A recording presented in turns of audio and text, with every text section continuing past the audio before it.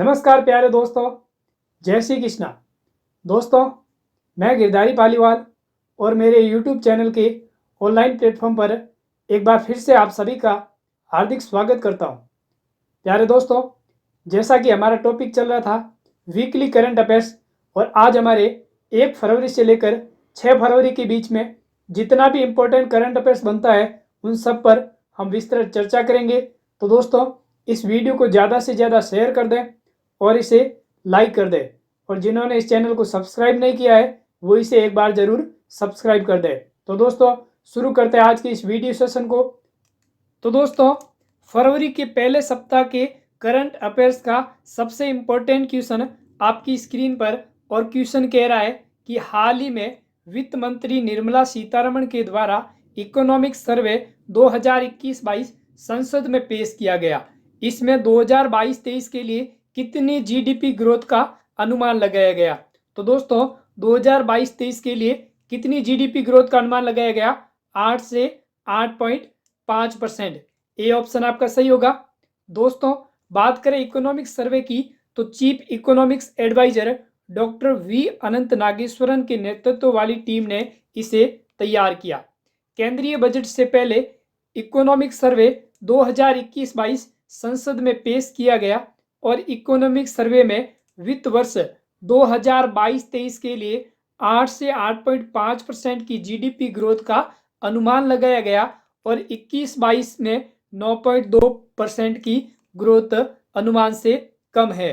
तो दोस्तों, इसका स्क्रीनशॉट ले लें। बात करें दोस्तों इकोनॉमिक सर्वे 2021-22 से जुड़ी अहम बातों पर, तो दोस्तों इकोनॉमिक सर्वे में बीते साल का हिसाब किताब और आने वाले साल के लिए सुझाव, चुनौतियां और समाधान का जिक्र रहता है। दोस्तों, एग्रीकल्चर सेक्टर की ग्रोथ का अनुमान 3.9%, इंडस्ट्रियल सेक्टर की ग्रोथ का अनुमान 11.8%, सर्विस सेक्टर की ग्रोथ का अनुमान 8.2%, और 2021-22 में निर्यात 16.5% की दर से बढ़ सकता है। दोस्तों, सरकार द्वारा सड़क बनाने पर सबसे ज़्यादा 27% खर्च कर रही है, और इसके बाद रेलवे पर 25%, और बिजली पर 15%, तेल व पाइपलाइन पर 8%, और टेलीकॉम पर 6% की खर्च कर रही है। तो एक बार इसका स्क्रीनशॉट ले ले। इकोनॉमिक सर्वे 2021-22 के ये जो इम्पोर्टेंट पॉइंट है वो आपके लिए बहुत ही लाभदायक होंगे। नेक्स्ट दोस्तों, अगला क्वेश्चन आपकी स्क्रीन पर, और क्वेश्चन कह रहा है कि द 10 ट्रिलियन ड्रीम नामक पुस्तक किसके द्वारा लिखी गई। क्या क्वेश्चन है? द 10 ट्रिलियन ड्रीम नामक पुस्तक किसके द्वारा लिखी गई। तो दोस्तों, यह पुस्तक लिखी गई है सुभाष चंद्र गर्ग द्वारा। बी ऑप्शन आपका सही हो जाएगा। दोस्तों, पूर्व वित्त सचिव सुभाष चंद्र गर्ग की आगामी पुस्तक द 10 ट्रिलियन ड्रीम बाजार में उतरने के लिए तैयार है। ये इस बुक का फ्रंट पेज है जो आपको इंसर्ट में दिखाई दे रहा है। इस पुस्तक में उन्होंने 2030 तक भारत को 10 ट्रिलियन अमेरिकी डॉलर की अर्थव्यवस्था बनाने के लिए उपाय सुझाए हैं। दोस्तों, सुभाष चंद्र गर्ग ने केंद्र सरकार और राजस्थान सरकार में विभिन्न प्रमुख मुद्दों पर कार्य किया, और उन्हें 2019 में वित्त सचिव नियुक्त किया गया। किस पद पर नियुक्त किया गया? वित्त सचिव के पद पर नियुक्त किया गया। एक बार इसका स्क्रीनशॉट ले ले। फिर दोस्तों, अगला क्वेश्चन आपकी स्क्रीन पर, हाल ही में ओडिशा ओपन 2022 में महिला एकल का खिताब किसने जीता? उन्नति हुड्डा, पीवी सिंधु, ज्वाला गुट्टा, साइना नेहवाल। तो दोस्तों, ओडिशा ओपन का जो महिला एकल का जो खिताब है वो आपके जीता है उन्नति हुड्डा ने। किसने? उन्नति हुड्डा ने। दोस्तों, इसके बारे में बात करें तो उन्नति Hooda Odisha open super 100 badminton tournament में महिला एकल खिताब जीतने वाली सबसे कम उम्र की 14 ईयर भारतीय महिला बन गई। दोस्तों, किरण जॉर्ज ने Odisha open super 100 badminton tournament में पुरुष एकल का खिताब अपने नाम किया। पुरुष एकल का खिताब किसने अपने नाम किया? किरण जॉर्ज ने। और उन्होंने पुरुष वर्ग में प्रियांशु राजावत को हराया। महिला युगल का खिताब किसने जीता? त्रेसा जोली और गायत्री गोपीचंद ने महिला युगल का खिताब जीता। और आपसे महिला एकल खिताब जीतने वाली सबसे कम उम्र की महिला खिलाड़ी कौन बन गई? उन्नति हुड्डा। तो एक बार इसका स्क्रीनशॉट ले ले। और साथ ही साथ दोस्तों इस वीडियो को जितना हो सके ज़्यादा से ज़्यादा शेयर करें और इसे लाइक करें। अगला क्वेश्चन आपकी स्क्रीन पर। दोस्तों सबसे पहले हम बात कर लेते हैं उड़ीसा ओपन 2022 की। दोस्तों इसकी जो डेट है वो कब हुई? 25 से 30 जनवरी के बीच में उड़ीसा ओपन हुआ। और इसका जो आयोजन है वो कहाँ पर हुआ? कटक, उड़ीसा में। मेंस डबल की बात करें तो नूर मोहम्मद अजरीन अयूब मलेशिया की एंड लिम खिमवाहा मलेशिया की। और वुमेन्स डबल्स की बात करें तो गायत्री गोपीचंद भारत की एंड ट्रिशा जोली भारत की। ये दोनों खिलाड़ी वुमेन्स डबल्स में। और मिक्स डबल्स की बात करें तो इसमें सचिन डायस श्रीलंका और थिलिना हेंडाएवा ये भी श्रीलंका की। ये दोनों मिक्स डबल्स में। और वुमेन्स डबल्स में कौन थे? गायत्री गोपीचंद जो भारत की और ट्रिशा जोली भारत की। और मेंस डबल में कौन विजेता रहे? नूर मोहम्मद अजरीन अयूब मलेशिया और लिम खिमवाहा मलेशिया। ओडिशा ओपन पहली बार आयोजित किया गया था और इसका जो आयोजन है बैडमिंटन एसोसिएशन ऑफ इंडिया द्वारा किया गया। तो उड़ीसा ओपन का आयोजन कब किया गया? 25 से 30 जनवरी के बीच। और कहां पर हुआ? कटक, उड़ीसा में। नेक्स्ट क्वेश्चन दोस्तों, हाल ही में केंद्रीय बजट 2022-23 को किसने पेश किया? दोस्तों इस बार ये केंद्रीय बजट जो जारी हुआ 22-23 का, यहाँ पर आपसे इंपॉर्टेंट क्वेश्चन पूछ सकते हैं। तो बहुत ही अच्छा क्वेश्चन यहाँ से बनेगा। तो सबसे पहला क्वेश्चन ये बन रहा है कि केंद्रीय बजट 2022-23 है वो किसके द्वारा पेश किया गया? तो दोस्तों यह बजट पेश किया गया वित्त मंत्री निर्मला सीतारमण द्वारा। दोस्तों केंद्रीय बजट की बात करें तो केंद्रीय वित्त मंत्री निर्मला सीतारमण कौन है? केंद्रीय वित्त मंत्री निर्मला सीतारमण ने लोकसभा में कोरोना काल में दूसरी बार और लगातार चौथी बार यह बजट पेश किया। ये कितनी बार बजट पेश हुआ? चौथी बार। 2021 की तरह भी 2022 में भी पेपरलेस बजट प्रस्तुत किया गया। वित्त मंत्री संसद में बजट पेश करते समय टेप पर बजट भाषण पढ़ रही है। दोस्तों इस बार भी ये पेपरलेस बजट पारित हुआ 2022 का। और 2021 में भी पेपरलेस बजट पारित हुआ था। दोस्तों बात करें बजट के बारे में, क्या होता है बजट? तो दोस्तों भारतीय संविधान के आर्टिकल 112 के अनुसार केंद्रीय बजट देश का सालाना फाइनेंशियल लेखा जोखा होता है। क्या होता है? केंद्रीय बजट क्या होता है? जो देश का सालाना फाइनेंशियल जो लेखा जोखा होता है वो होता है जो आर्टिकल 112 के अनुसार। केंद्रीय बजट है जो एक वर्ष के लिए सरकार की कमाई और खर्च का अनुमानित विवरण होता है। स्वतंत्र भारत का पहला बजट षणमुख चेट्टी ने 26 नवंबर 1947 में पेश किया था। स्वतंत्र भारत का सबसे पहला जो बजट है वो षणमुख चेट्टी ने 26 नवंबर 1947 में पेश किया था। और गणतंत्र भारत का पहला बजट 28 फरवरी 1950 में जॉर्ज मथाई ने यह पेश किया था। किसने किया? जॉन मथाई ने। बजट शब्द की जो उत्पत्ति की बात करें तो यह बजट शब्द एक फ्रेंच भाषा का शब्द है और जिसका अर्थ होता है चमड़े का बैग। बजट का अर्थ क्या होता है? चमड़े का बैग। दोस्तों फिर इन पर बात करें तो केंद्रीय बजट 2022-23 जो है इसके मुख्य बिंदु पर बात करें तो इस बार जो बजट है वो अगले 25 साल के लिए ब्लूप्रिंट पेश किया गया। FY 2022-23 में 25,000 किलोमीटर राष्ट्रीय राजमार्ग बनाए गए। 400 नई पीढ़ी की वंदे भारत ट्रेन विकसित की जाएगी। 14 क्षेत्रों में 60 लाख नई नौकरियां पैदा करने की क्षमता विकसित की जाएगी। जो इस बार जो केंद्रीय बजट 2022-23 जो लागू हुआ है उसके अंदर ये मापदंड रखे गए हैं। ड्रोन को सेवा बनाने के लिए स्टार्टअप्स को बढ़ावा दिया जाएगा। आपातकालीन क्रेडिट लाइन गारंटी योजना को मार्च 2023 तक बढ़ाया जाएगा।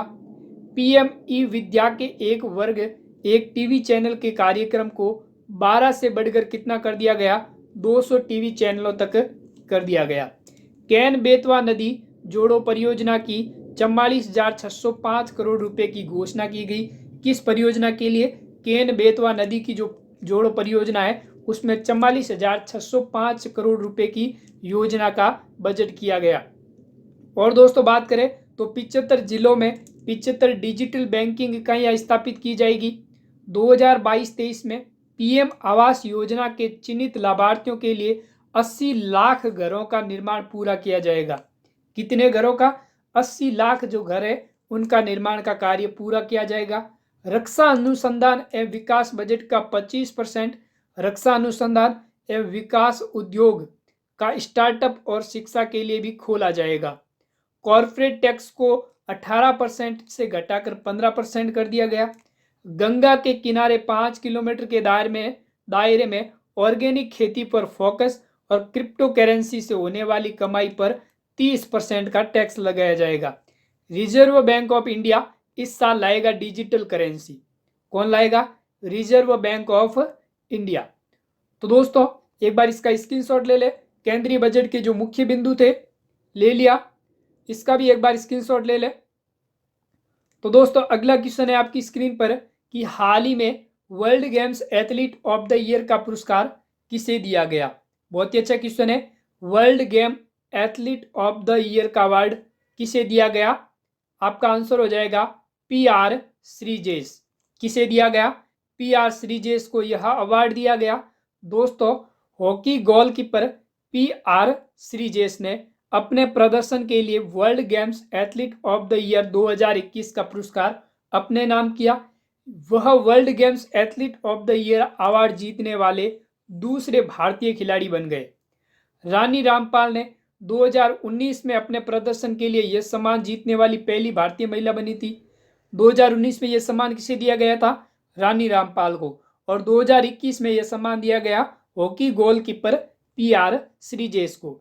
PR श्रीजेश एक पूर्व हॉकी कप्तान और टोक्यो ओलंपिक जो 2020 में हुआ था उसमें कांस्य पदक विजेता टीम का हिस्सा रह चुके हॉकी के गोलकीपर PR श्रीजेश। एक बार इसका स्क्रीनशॉट ले ले। नेक्स्ट बात करें दोस्तों कि हाल ही में प्रदान किए गए नए प्रमुख पुरस्कार। TX2 पुरस्कार किसे दिया गया? सत्यमंगलम टाइगर रिजर्व को। असम वैभव अवार्ड किसे दिया गया? रतन टाटा को। परम विशिष्ट सेवा मंडल किसे दिया गया? परम विशिष्ट सेवा पदक किसे दिया गया?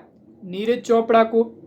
और पद्म विभूषण सुश्री प्रभात राधेश्याम खेमका, जनरल विपिन रावत और कल्याण सिंह, इन चारों को पद्म विभूषण का सम्मान दिया गया। इस बार जो पद्म पुरस्कारों की जो घोषणा हुई उसके अंदर 128 जनों को यह सम्मान दिए गए, जिसके अंदर पद्म विभूषण 4 जनों को दिया गया, पद्म भूषण 17 जनों को दिया गया और पद्म श्री सम्मान 107 जनों को इस बार 26 जनवरी के उपलक्ष्य में दिया गया। तो ये कितने जनों को दिए गए पद्म पुरस्कार? 128 जनों को, जिसमें पद्म विभूषण में 4 जने महान कौन है? सुश्री प्रभात राधेश्याम खेमका, जनरल विपिन रावत और कल्याण सिंह। ICC महिला क्रिकेट ऑफ द ईयर का अवार्ड किसे दिया गया? स्मृति मंदाना को ICC महिला क्रिकेट ऑफ द ईयर का अवार्ड दिया गया। ICC men's cricket of the year का अवार्ड किसे दिया गया? शाहीन अफरीदी जो पाकिस्तान के तेज गेंदबाज। एक बार इसका स्क्रीनशॉट ले ले। फिर दोस्तों नेक्स्ट क्वेश्चन है कि भारत का पहला जियोलॉजिकल पार्क किस राज्य में बनेगा? बहुत ही अच्छा क्वेश्चन है कि भारत का पहला जियोलॉजिकल जो पार्क है वो किस राज्य में बनेगा?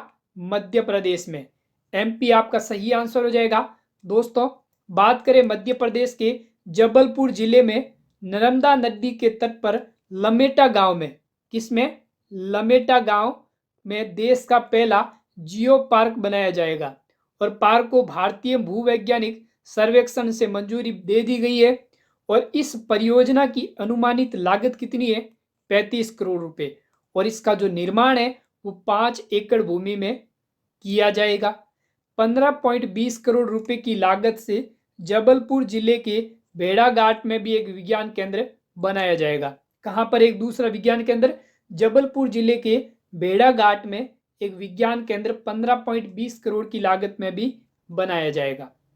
नेक्स्ट दोस्तों अगला क्वेश्चन आपकी स्क्रीन पर कि भारत के किस एथलीट को लॉरियस स्पोर्ट्स अवार्ड के लिए नॉमिनेट किया गया? क्या क्वेश्चन है कि भारत के किस एथलीट्स को लॉरियस स्पोर्ट्स अवार्ड के लिए नॉमिनेट किया गया? तो दोस्तों आपका आंसर हो जाएगा नीरज चोपड़ा को। डी ऑप्शन आपका सही हो जाएगा। दोस्तों बात करें नीरज चोपड़ा की तो नीरज चोपड़ा को लोरियस स्पोर्ट्स अवार्ड के लिए 6 और खिलाड़ियों के साथ नॉमिनेट किया गया। दोस्तों, पोलैंड के फुटबॉलर रॉबर्ट लेवांडोव्स्की, सर्बिया के टेनिस खिलाड़ी नोवाक जोकोविच, ऑस्ट्रेलिया के एशले बार्टी भी अलग अलग श्रेणियों में नामांकित हुए हैं। तो इस बार 6 खिलाड़ी ऐसे हैं जिन्हें लोरियस स्पोर्ट्स अवार्ड्स के लिए चुना गया, जिसमें भारतीय खिलाड़ी ओलंपिक में गोल्ड मेडलिस्ट नीरज चोपड़ा, के पहले पहलवान विनेश फोगाट और सचिन तेंदुलकर को भी नॉमिनेट किया जा चुका है। इससे पहले पहलवान विनेश फोगाट और सचिन तेंदुलकर को भी लोरियस स्पोर्ट्स अवार्ड के लिए नॉमिनेट किया जा चुका है। एक बार इसका स्क्रीनशॉट ले लें। फिर दोस्तों हम बात कर देते हैं कि लोरियस वर्ल्ड स्पोर्ट्स अवार्ड्स है ये क्या है, इसके बारे में भी जान लेते हैं। बहुत ही अच्छा पॉइंट है। लोरियस वर्ल्ड स्पोर्ट्स अवार्ड्स हर साल दिया जाने वाला पुरस्कार है।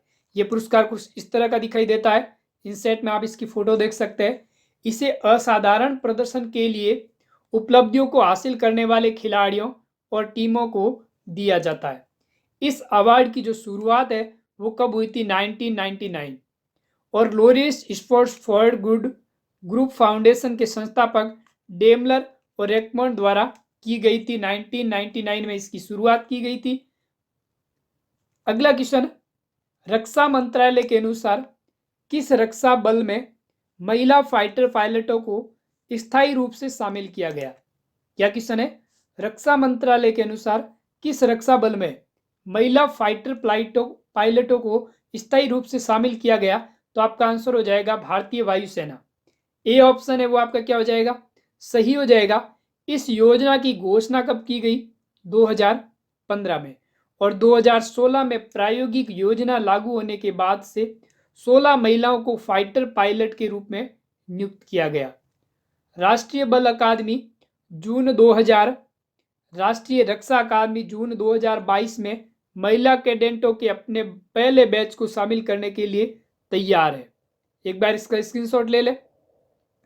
अगला क्वेश्चन है दोस्तों कि रक्षा मंत्रालय ने दवाओं की होम डिलीवरी हेतु किस योजना को शुरू किया गया? तो दोस्तों आपका आंसर हो जाएगा सेहत योजना। जो रक्षा मंत्रालय द्वारा दवाओं की होम डिलीवरी योजना हेतु एक योजना का शुभारंभ किया गया और वो योजना कौन सी है? सेहत योजना। दोस्तों बात करें, दिल्ली में ऑनलाइन चिकित्सा परामर्श मंच के माध्यम से स्वास्थ्य सेवाएं लेने वाले सेवानिवृत्त सैनिकों और सेवारत सैन्य कर्मियों के लिए दवाओं की होम डिलीवरी शुरू की गई। और इसका जो मुख्य उद्देश्य है वो है मरीजों को उनके घरों में आराम से तापूर्ण स्वास्थ्य सेवाएं प्रदान करना। और बात करें रक्षा मंत्री की, तो रक्षा मंत्री कौन है? राजनाथ सिंह। रक्षा मंत्री कौन है? राजनाथ सिंह। तो कौन सी योजना का शुभारंभ किया गया? स्वास्थ्य सेवा योजना का यहाँ पर शुभारंभ किया गया। एक बार इसका स्क्रीनशॉट ले ले। साथ ही साथ दोस्तों वीडियो को जितना हो सके ज़्यादा से ज़्यादा शेयर कर दें। अगला क्वेश्चन है कि डिफेंस इंटेलिजेंस एजेंसी के नए प्रमुख के रूप में किसे नियुक्त किया गया? क्या क्वेश्चन है? डिफेंस इंटेलिजेंस एजेंसी के लिए किसे नियुक्त किया गया? तो आपका आंसर हो जाएगा GAV रेड्डी। ए ऑप्शन है वो आपका क्या हो जाएगा? सही हो जाएगा। दोस्तों लेफ्टिनेंट जनरल GAV रेड्डी को रक्षा खुफिया एजेंसी डिफेंस इंटेलिजेंस एजेंसी के नए प्रमुख के रूप में नियुक्त किया गया। वे लेफ्टिनेंट जनरल KJS ढिल्लों का स्थान लेंगे। इससे पहले इस पद पर कौन कार्यरत थे? लेफ्टिनेंट जनरल KJS ढिल्लों रक्षा खुफिया एजेंसी के महानिदेशक संगठन के प्रमुख है और रक्षा मंत्री और रक्षा स्टाफ के प्रमुख के खुफिया सलाहकारों में से भी एक है। कौन? GAV रेड्डी। तो एक बार इसका स्क्रीनशॉट ले ले। फिर दोस्तों बात करें सशस्त्र बलों के प्रमुखों की, तो BSF के महानिदेशक कौन है? पंकज कुमार सिंह। CRPF के महानिदेशक कुलदीप सिंह। CISF के महानिदेशक शीलवर्धन सिंह। ITBP के महानिदेशक संजय अरोरा। SSB के महानिदेशक संजय अरोरा। अतिरिक्त प्रभार दे रखा है इनको NSG के महानिदेशक MA गणपति। IB के महानिदेशक अरविंद कुमार। RAW के महानिदेशक सामंत कुमार गोयल और CBI के महानिदेशक कुमार जायसवाल सुबोध।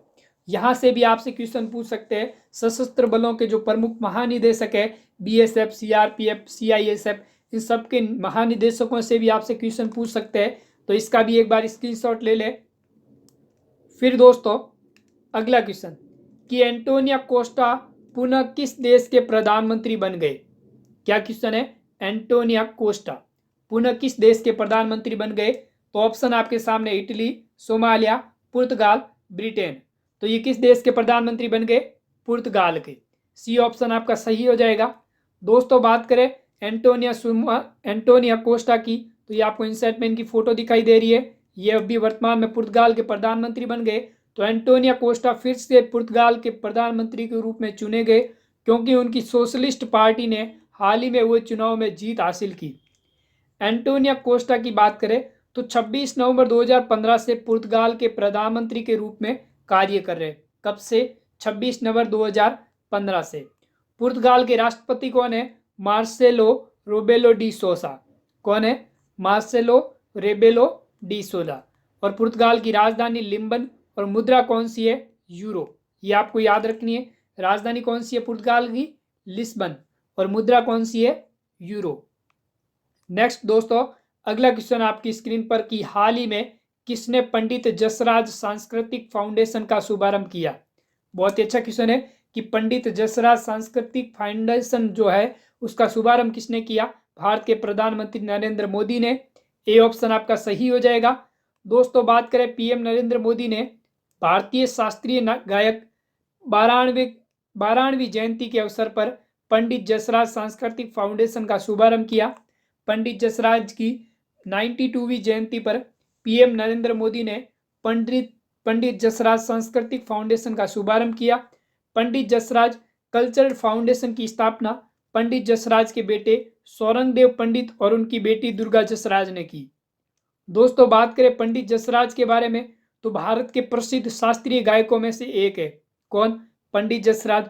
अंतर्राष्ट्रीय खगोलीय संघ IAU ने 11 नवंबर 2006 को खोजे गए हीन ग्रह 2006 VP32 संख्या 300128 को पंडित जसराज के सम्मान में पंडित जसराज नाम दिया गया।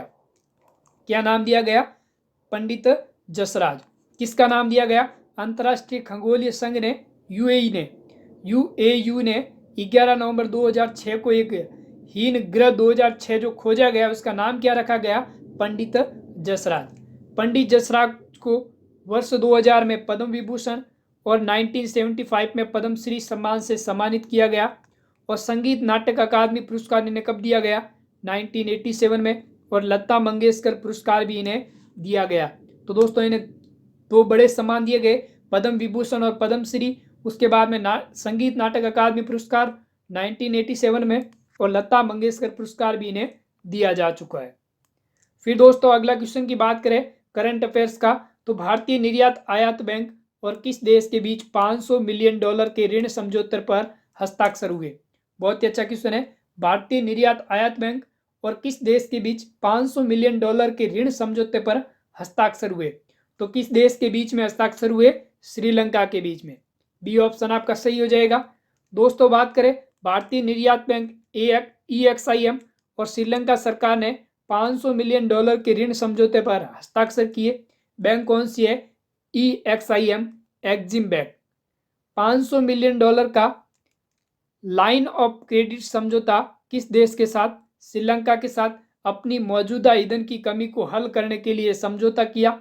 और 2% से कम की मामूली दर पर 2 साल के लिए लाइन ऑफ क्रेडिट दिया गया। कितने साल के लिए दिया गया, 2 साल के लिए। इसका स्क्रीनशॉट ले लें। फिर दोस्तों बात करें कि भारतीय निर्यात आयात बैंक एक्जिम बैंक, इसकी स्थापना कब की गई, 1982 में। और इसका मुख्यालय कहाँ पर है, मुंबई में।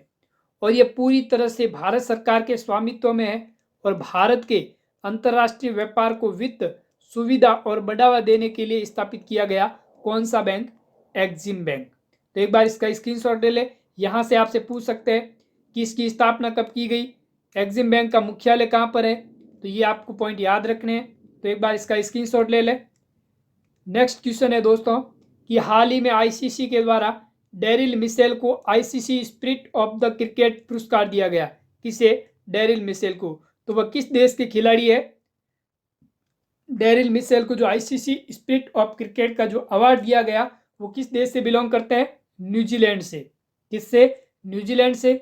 दोस्तों बात करें न्यूजीलैंड के ऑलराउंडर डेरिल मिशेल, जिन्हें उनकी खेल की भावना हेतु आईसीसी ने वर्ष 2021 के लिए सबसे बड़ा सम्मान दिया गया।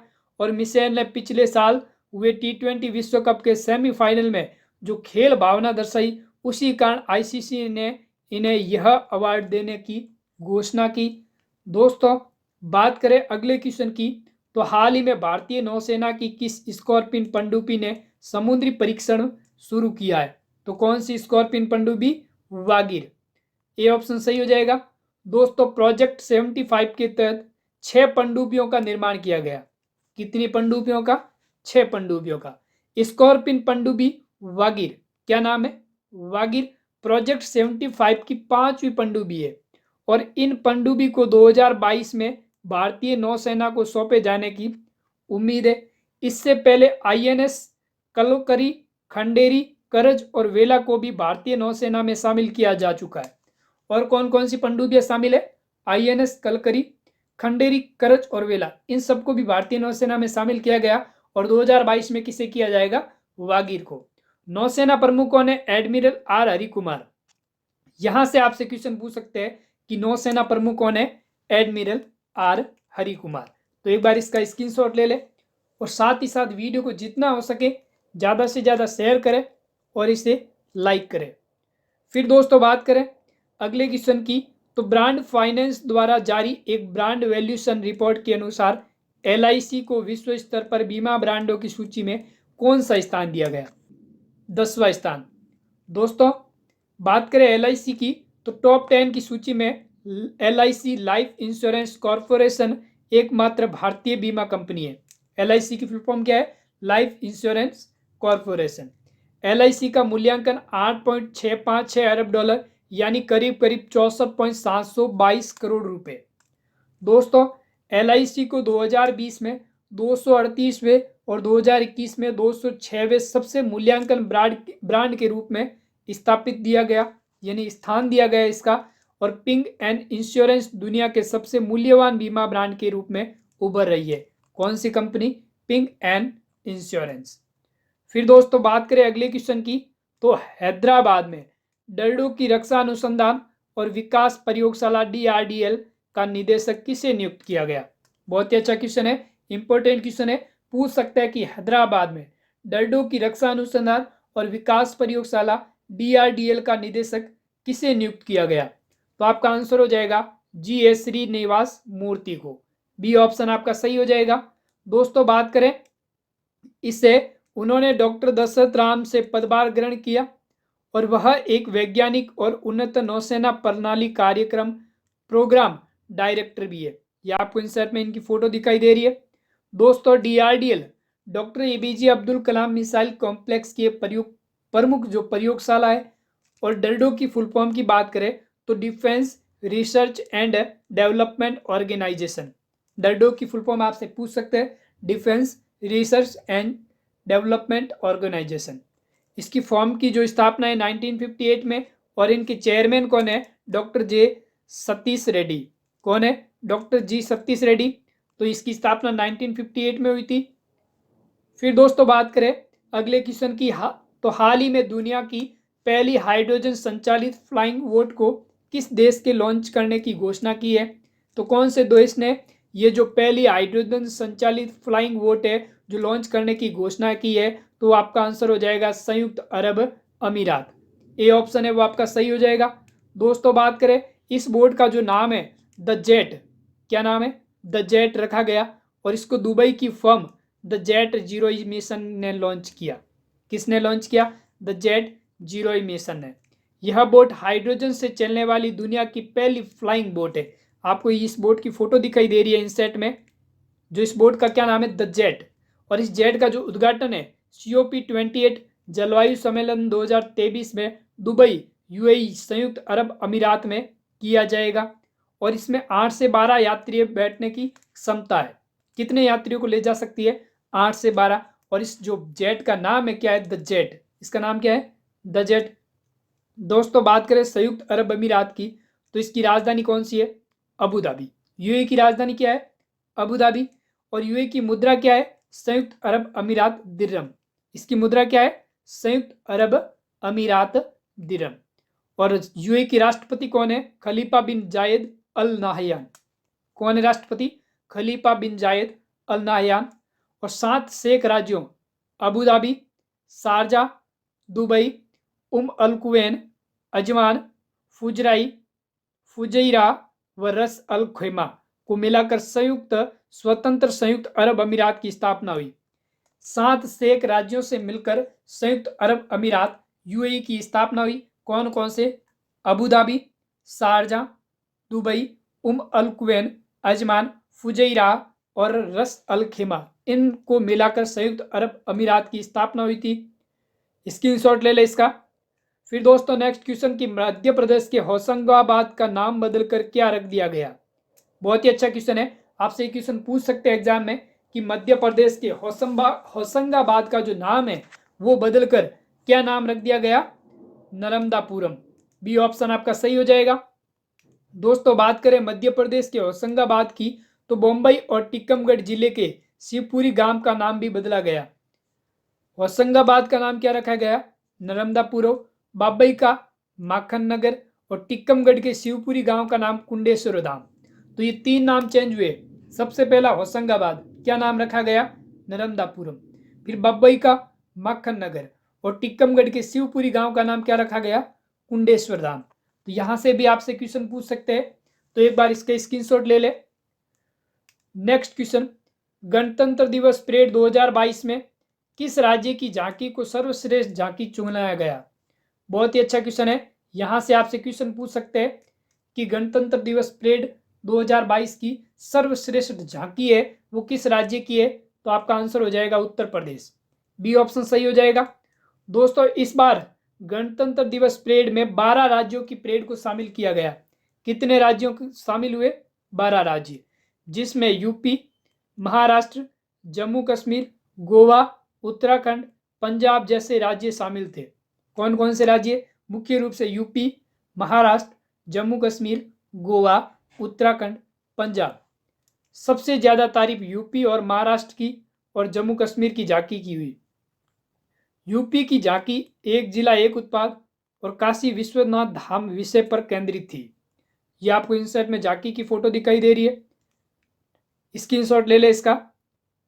फिर दोस्तों अगला क्वेश्चन बात करें, विश्व कैंसर दिवस वर्ल्ड कैंसर डे किस दिन मनाया जाता है? बहुत ही अच्छा क्वेश्चन है। विश्व कैंसर दिवस कब मनाया जाता है? 2 फरवरी को।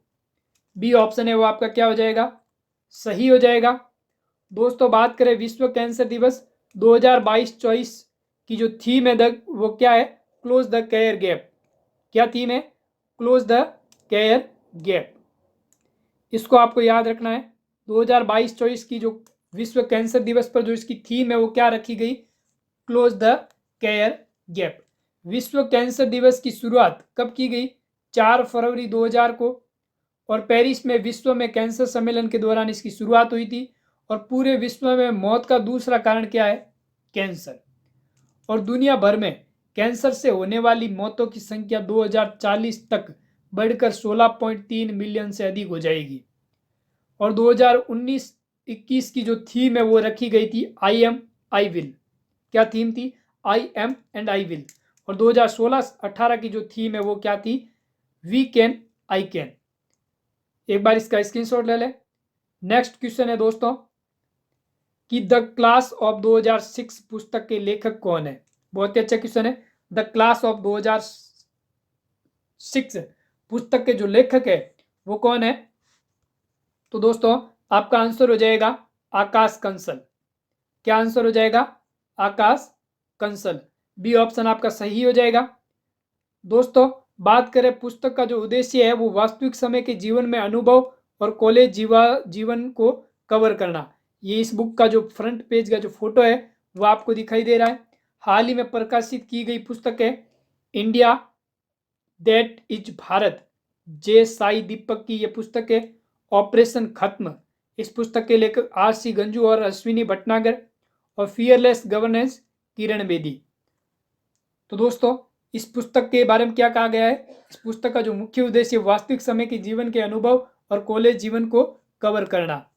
और जो प्रकाशित की गई मुख्य पुस्तक है उसमें कौन कौन सी? India, that is Bharat, operation खत्म और फियरलेस गवर्नेंस। तो ये 3 पुस्तकें हैं। अगला क्वेश्चन, चंद्रयान-3 कब लॉन्च किया जाएगा? दोस्तों अभी ये चंद्रयान-3 इस बार लॉन्च होगा, वो कब होगा? अगस्त 2022 में। ए ऑप्शन है वो आपका क्या हो जाएगा? सही हो जाएगा। दोस्तों केंद्रीय राज्य मंत्री स्वतंत्र प्रभार विज्ञान और प्रौद्योगिकी डॉक्टर जितेंद्र सिंह ने कहा कि चंद्रयान-3 अगस्त 2022 में लॉन्च किया जाएगा।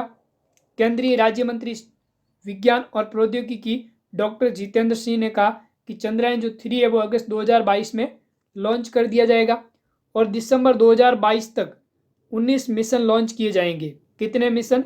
19 मिशन है जो लॉन्च किए जाएंगे, जिसमें 8 लॉन्च व्हीकल मिशन और 7 स्पेसक्राफ्ट मिशन और 4 टेक्नोलॉजी डिमॉन्स्ट्रेट मिशन इसके अंतर्गत शामिल है। चंद्रयान-2 की बात करें तो दोस्तों इसे 22 जुलाई 2019 में लॉन्च किया था और 7 सितंबर 2019 को इसरो का रोवर ले जाने वाले विक्रम लैंडर से संपर्क टूट गया था। तो चंद्रयान-2 कब लॉन्च किया गया? 22 जुलाई 2019 को। और चंद्रयान-3 है वो अगस्त 2022 में लॉन्च किया जाएगा। तो एक बार इसका स्क्रीनशॉट ले लें। नेक्स्ट दोस्तों बात करें तो केरल ओलंपिक खेलों का आयोजन कब निर्धारित किया गया? बहुत ही अच्छा क्वेश्चन है। केरल ओलंपिक खेलों का आयोजन है वो कब निर्धारित किया गया? तो इसका आंसर हो जाएगा मई 2022 में। ये ऑप्शन आपका सही हो जाएगा। दोस्तों बात करें फरवरी में होने वाले पहले केरल ओलंपिक खेलों को अब 1 मई से 10 मई 2022 तक आयोजित किया जाएगा। उद्घाटन समारोह में टोक्यो ओलंपिक पदक विजेताओं को सम्मानित किया जाएगा और केरल ओलंपिक खेलों का जो शुभंकर है वो कौन है? नीरज कौन है? खरगोश है जो केरल ओलंपिक खेलों का है, क्या है? शुभंकर है। केरल ओलंपिक खेलों के माध्यम से राष्ट्रीय और अंतर्राष्ट्रीय स्तर के खिलाड़ियों को तैयार किया जाएगा। तो दोस्तों इसका आयोजन कब किया जाएगा? 1 मई से 10 मई के बीच में। और उद्घाटन समारोह में टोक्यो ओलंपिक विजेताओं को सम्मानित किया जाएगा और इसका आयोजन कहाँ होगा? केरल में। अगला क्वेश्चन है कि 6 फरवरी 2022 को लता मंगेशकर का निधन हो गया, उन्हें कब भारत रत्न दिया गया? दोस्तों हाल ही में 6 फरवरी 2022 को सुर सम्राज्ञी लता मंगेशकर का निधन हुआ, इन्हें भारत रत्न कब दिया गया? तो दोस्तों आपका आंसर हो जाएगा 2001 में इन्हें भारत रत्न से सम्मानित किया गया। दोस्तों बात करें लता मंगेशकर का जो निधन है वो 92 वर्ष की उम्र में 6 फरवरी 2022 को मुंबई में हो गया है। लता मंगेशकर को कोविड-19 का माइल्ड सिम्टम था और 6 फरवरी की सुबह 8:12 पर अंतिम सांस ली। केंद्र सरकार ने उनके निधन पर 2 दिन का राष्ट्रीय शोक घोषित किया है। दोस्तों बात करें लता मंगेशकर को दिए गए पुरस्कारों की तो इन्हें फिल्म फेयर पुरस्कार 1958, 1962, 1965, 1969, 1993 और 1994 यानी इनके 6 बार फिल्म फेयर पुरस्कार दिया गया। और राष्ट्रीय पुरस्कार की बात करें तो 1972, 1975 और 1919 में 3 बार इन्हें राष्ट्रीय पुरस्कार दिया गया। और पद्म भूषण जो पुरस्कार है वो इन्हें कब दिया गया? 1969 में। दादा साहब फाल्के पुरस्कार 1989 में। स्क्रीन का लाइफ टाइम अचीवमेंट पुरस्कार 1996 में और पद्म विभूषण सम्मान 1999 में और भारत रत्न दिया गया इन्हें 2001 में। फिल्म फेयर का लाइफ टाइम अचीवमेंट पुरस्कार ये इन्हें कब दिया गया? 1993 में। और दुनिया में सबसे अधिक गीत गाने वाले गिनीज बुक रिकॉर्ड में इनका नाम 1974 में दर्ज किया गया। एक बार इसका स्क्रीनशॉट ले ले। यहाँ से आपसे क्वेश्चन पूछ सकते हैं कि लता मंगेशकर को पद्म विभूषण पुरस्कार कब दिया गया, पद्म भूषण पुरस्कार कब दिया गया, दादा साहब फाल्के पुरस्कार कब दिया गया। तो दोस्तों ये इनके प्रमुख पुरस्कार है। तो एक बार इसका स्क्रीनशॉट ले ले। फिर अगले क्वेश्चन की बात करें तो अंडर 19 वर्ल्ड कप 2022 का खिताब किस देश ने जीता है? तो आपका आंसर हो जाएगा भारत ने। अभी हुआ था जो अंडर 19 वर्ल्ड कप हुआ जिसके अंदर विजेता टीम कौन सी रही? भारत। और उपविजेता कौन सी रही? इंग्लैंड। और तीसरे नंबर पर आपकी रही ऑस्ट्रेलिया। फिर दोस्तों बात करें भारत ने इंग्लैंड को 4 विकेटों से पराजित किया और 5वीं बार अंडर 19 वर्ल्ड कप अपने नाम किया। और ये देखिए यहाँ पर उत्साह के रूप में भारतीय टीम अंडर 19 की, जिन्होंने इस बार अंडर 19 वर्ल्ड कप अपने नाम कर लिया। और इसका जो आयोजन है वो कहाँ पर किया गया? वेस्ट इंडीज में। 14 जनवरी से 5 फरवरी 2022 तक इसका आयोजन किया गया। और भारत ने कुल मिलाकर 2000, 2008, 2012, 2018, 2022 में अंडर 19 वर्ल्ड कप अपने नाम किया। भारत अंडर 19 क्रिकेट टीम के कप्तान यश दुल। इस बार जो अंडर 19 क्रिकेट टीम थी, इनके कप्तान कौन थे? यश दुल। दोस्तों आज की इस वीडियो सेशन में इतना ही। फिर मिलते हैं नेक्स्ट वीडियो में अच्छे क्वेश्चन के साथ। तो दोस्तों अगर आपको वीडियो अच्छा लगा है तो इसे ज़्यादा से ज़्यादा शेयर करें और इसे लाइक करें और इस चैनल को ज़रूर सब्सक्राइब करें। तब तक के लिए धन्यवाद।